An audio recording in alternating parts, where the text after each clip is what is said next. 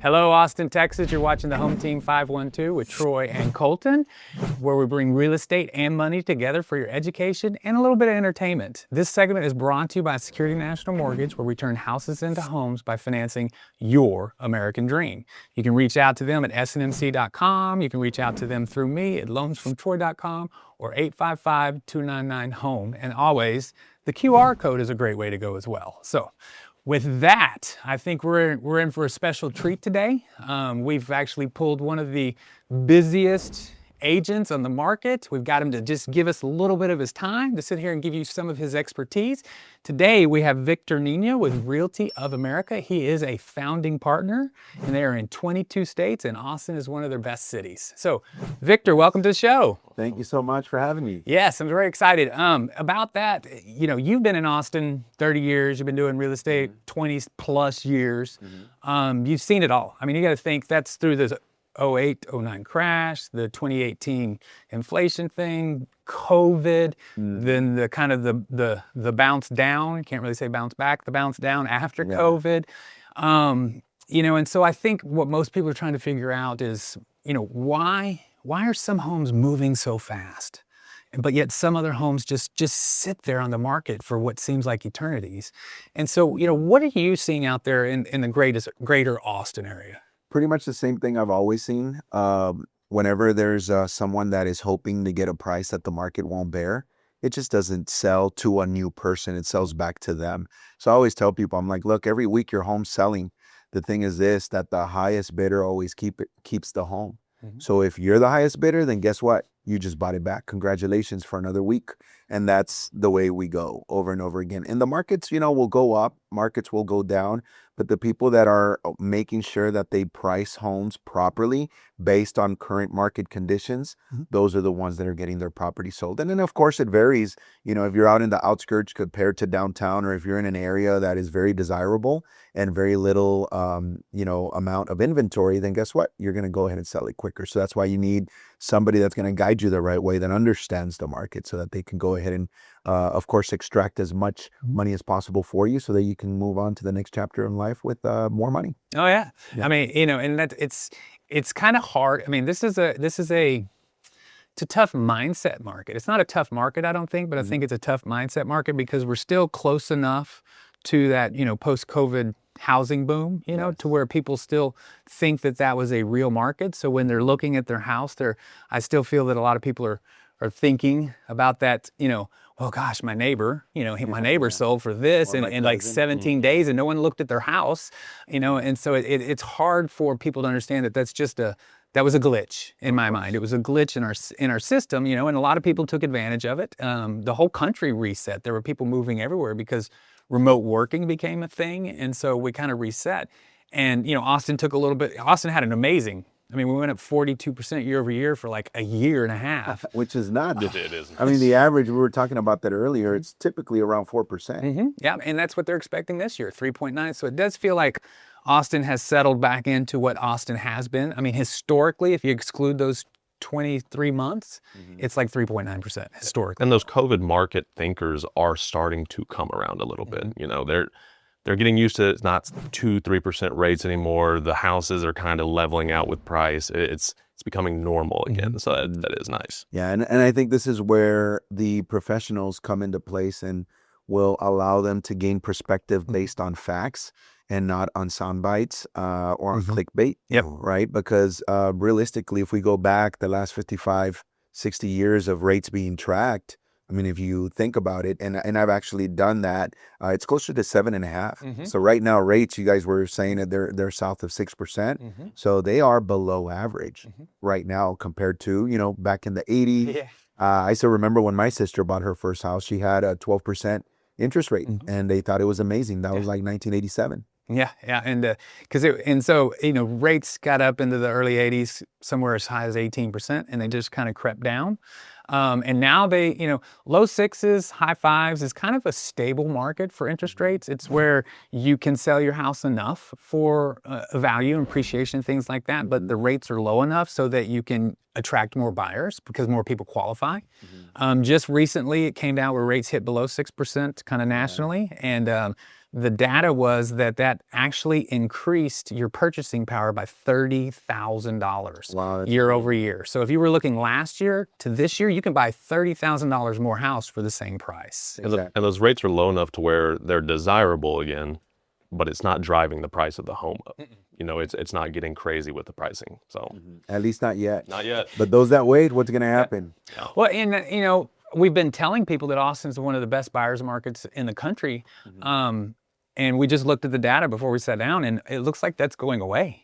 I mean, we're at 4 months of inventory in Austin. And again, that includes new builds that aren't ready for move-in for another 6, 8 months to a year. That's true. So What do you think that actual number is? Yeah, I mean, I would have to get it, but or just straight guess, 2.5 months would be a straight guess. But it's definitely 3 months. Yeah. I think that would be reasonable considering that we are in a metro area that has a ton of new construction. Like we're surrounded by new construction. Yeah, and it's a great market. If someone was interested in, you know, talking to you for, you know, like listing their house or trying to get you to help them find one and get a great deal for them, how would they reach out to you? Best way would just be my website, Okay. victorniño.com or theninoteam.com. Niño Team? And all my details are there. And that's, I mean, we're Texan, so we know that, but that's Nino. Yeah. Well, frankly, my last name should be spelled with an ñ, but they don't use it here. Right. So I've just adapted. Yeah, that's what I was saying. I mean, we got to make sure we spell Yes. it. Yes, sir. We've both been here a long time. So you grew up South Texas as well. Yeah, I grew up in Eagle Pass, Texas. Yeah. Yeah. It's you know, I think the real estate market is, I've been saying this for a while, but I think this spring is really going to be good. Oh yeah. It's always good. Yeah, I think It's either good for buyers or good for sellers, but it's good for someone. Yeah, I think it's going to be good for both. I think the rates are going to come down. The sellers are going to be able to hold on to their sales price. So I do think this is going to be that time. And I've been talking to a lot of people as far as data and things like that. You know, as far as this stuff, trying to make sure I'm reading it right.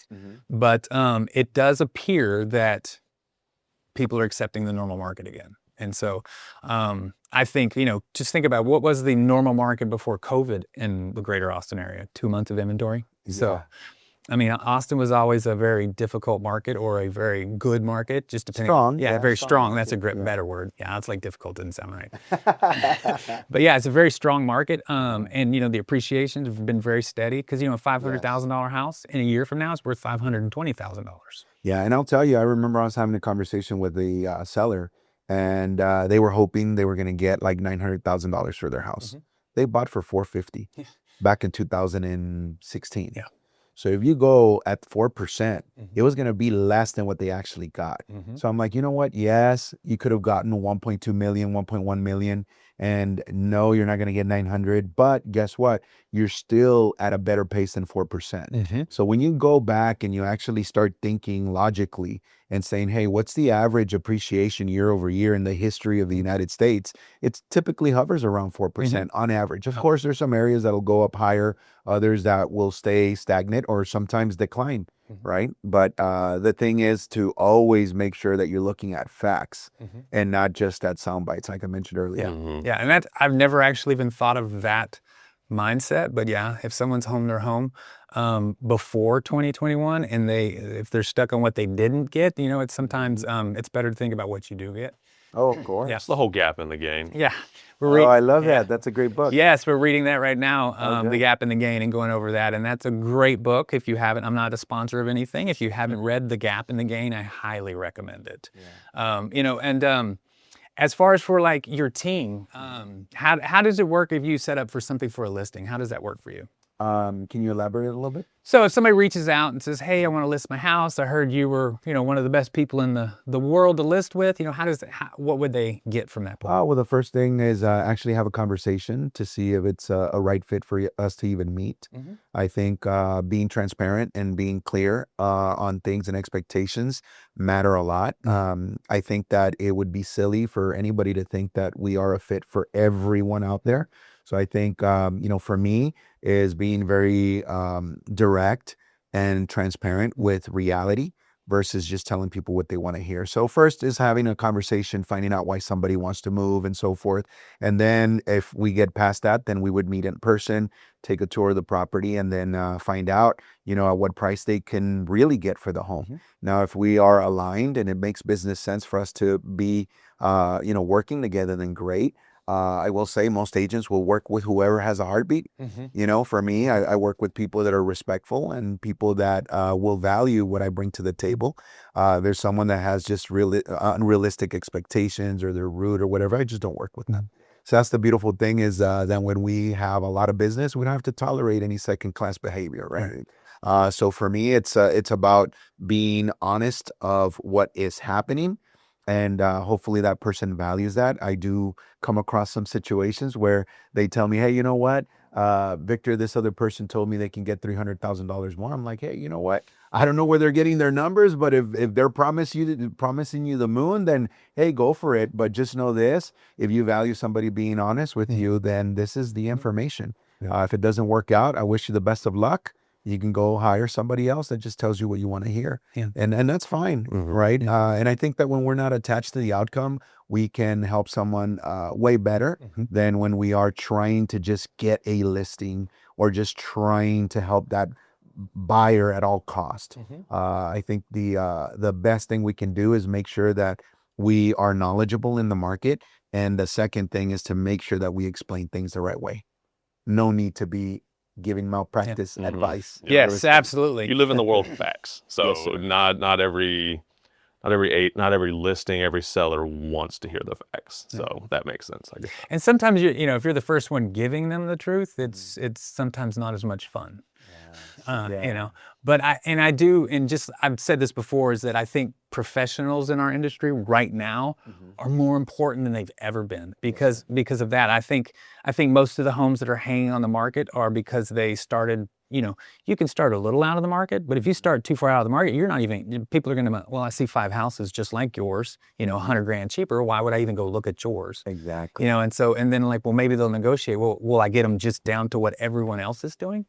So yeah, just one real quick, as far as for that, you said that the best way to get a hold of you is your website, which is... Yes, sir. VictorNiño.com. Okay. And Niño is Nino? Nino. Yeah. Yes, sir. Yeah. And you'll reach out to them, or someone on your team will reach out to them? No, I'll follow up with them. Absolutely. About how long do you usually take to reach back if they reach out? Same day. Same day? Okay, excellent. Hey, you've been watching The Home Team with Troy and Colton, and of course our superstar Victor Niño here today. I hope you've enjoyed what you've learned so far. This segment was brought to you by Security National Mortgage, where we turn houses into homes. The best way to reach us is the QR code. Everybody loves those now. And of course, you can reach out at 855-299-HOME or loansfromtroy.com. So what's coming next, please stay tuned, is that we're about to show some feature listings, okay? So we have listings in the area. They're all Austin area listings. So if you reach out to us through our featured listings, through our QR code, we will give you 1% off of your first year interest rate at no cost to you. So I hope you've enjoyed what you've seen, and we will be right back.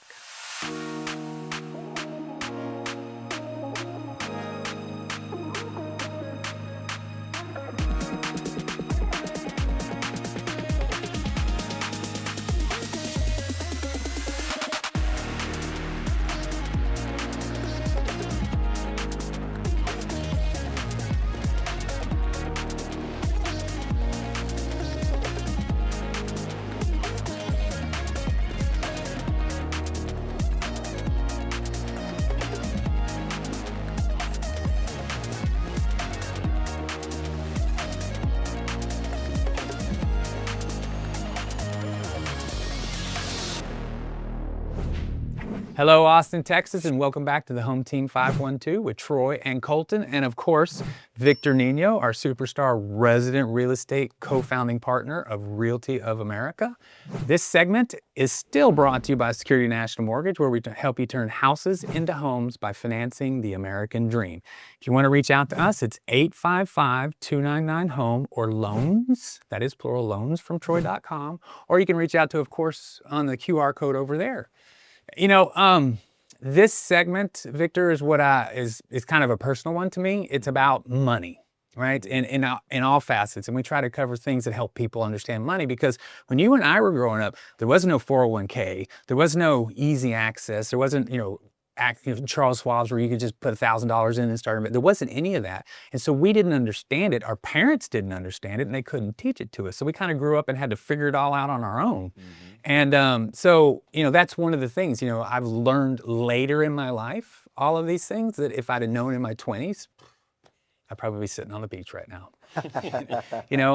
And so one of the things, so I just kind of looked up, kind of see what borrowers are really, really concerned about other than buying a home.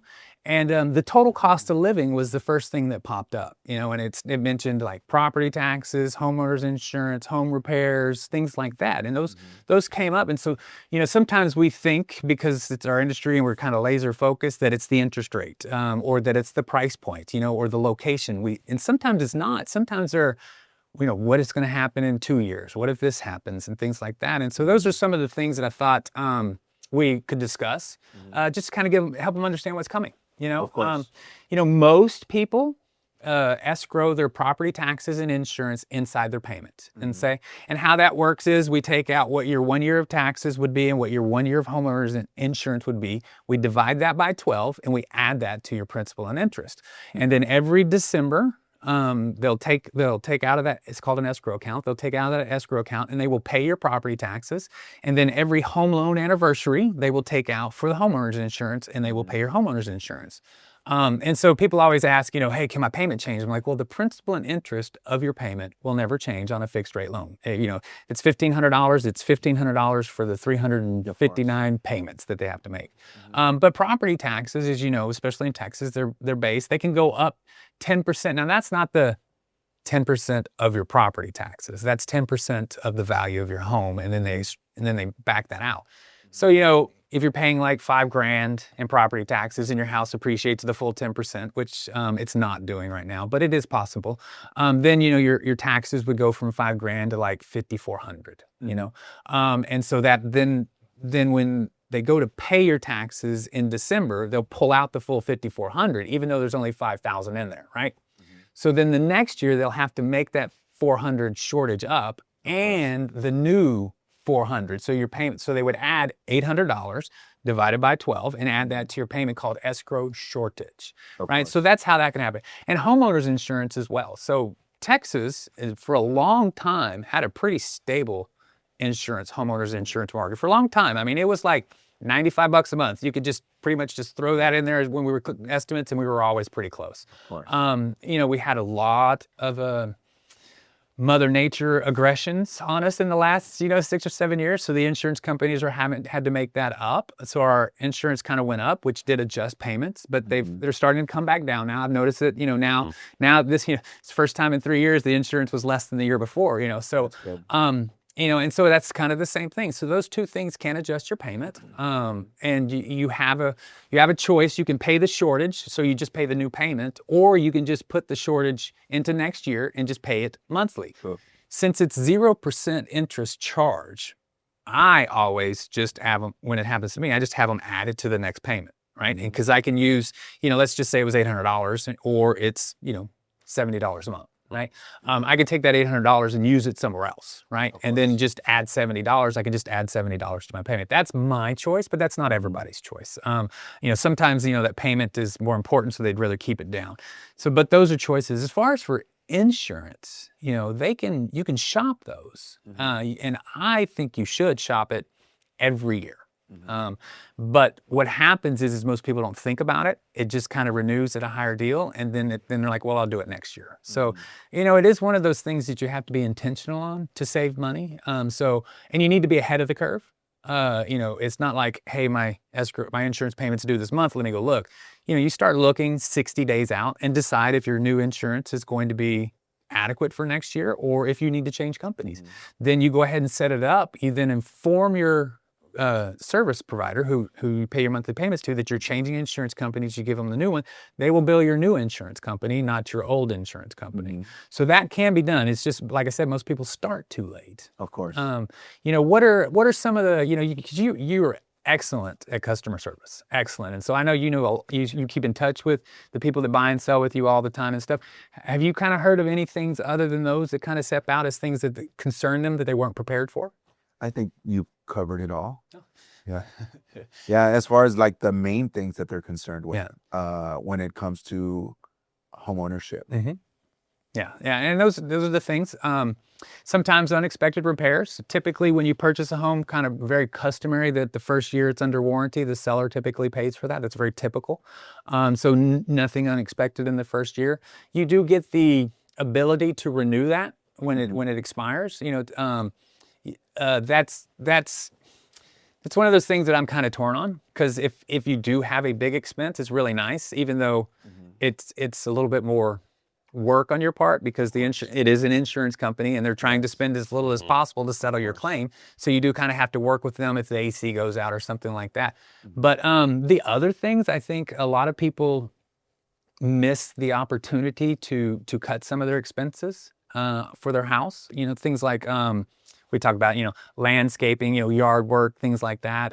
Little things, the garbage disposal goes out, right? Of course. And so they'll pay, or, like adding a water softener to your house. Those things seem scary to people that have zero experience. But with today's day and age, I mean, you can step by step YouTube, Chat GPT, and you can do it yourself. You really can. I will tell you, from learning by mistakes, that's pretty much how I've learned everything in my life.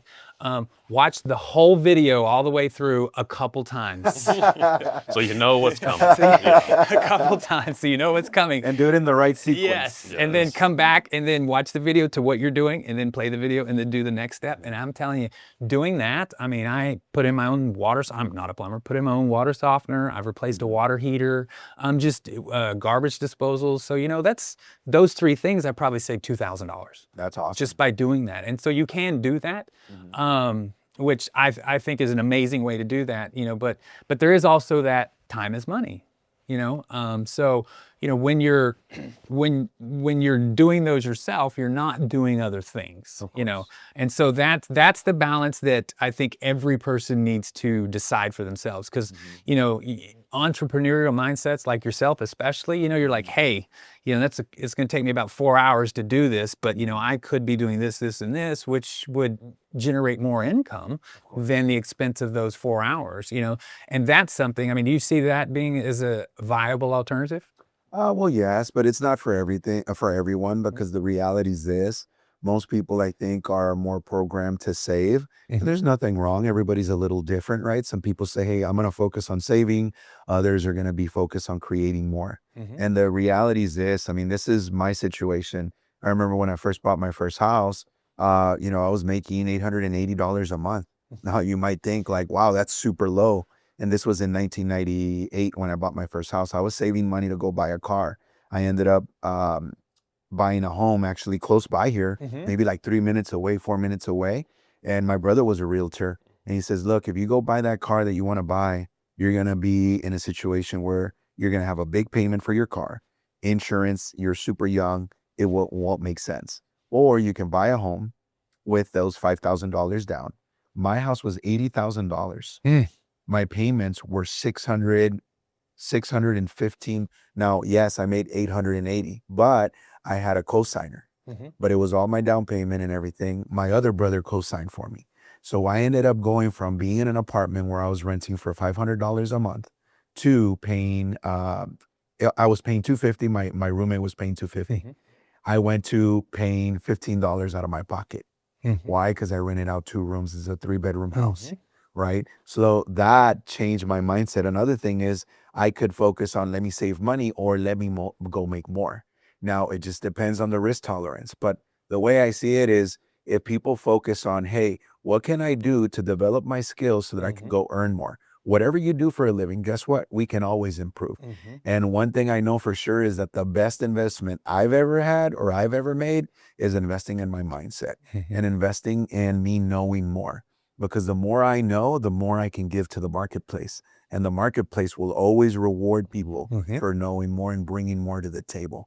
So, on this, you mentioned, hey, yeah, you can mow your lawn, you can go ahead and do repairs, but also not neglect things that need to be done. Because sometimes something can be fixed at, $100 or a couple hundred, but then you neglect it and it ends up being $3,000. The other thing is also, whether it's our clothing, whether it's our food, whether it's buying coffee every single day at Starbucks or wherever you go. I mean, I've beaten that one to death. yeah. And the thing is this, yeah, say you love that. Okay, good. Enjoy it. But small and seemingly insignificant expenses ends up being very, very big. Yes. And if people don't track how much money they're spending, then how are they going to be able to improve that? Budget is the most important thing. Oh, yeah. And that's, you just brought something, replacing your water heater at 10 years, no matter what, is probably the smartest thing you can do, because we're in Texas, we have hard water, we have sediment in there, and those water heaters, they just go out between 10 and 12 years, and it's thousands of dollars if it blows out and gets all over your house.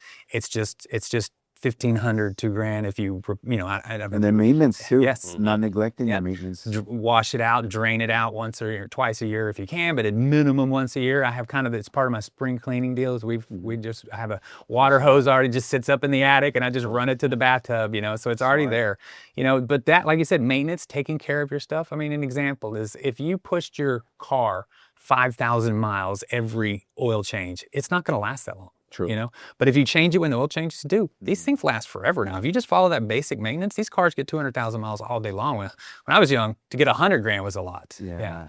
So real quick, if somebody wants to reach out to you, what's the best way for them to reach out to you? VictorNiño.com. Okay, Victor Niño, and that's Nino. Nino.com. That's a great way. So thank you for coming here today. We appreciate your time, and I know the audience appreciates all your wisdom. So thank you so much. Thank you. Hey, this segment has been brought to you by Security National Mortgage, where we turn houses into homes by financing your American dream. If you want to reach out to us, you can reach out to us on the QR code right there. You can reach out to me at 855-299-HOME or loansfromtroy.com. And stay tuned, because you're about to see local area featured listings, okay? And if you click that QR code and you end up purchasing one of those homes and using us for financing, we'll give you 1% off of your interest rate for the first year at no cost to you. Have a great day.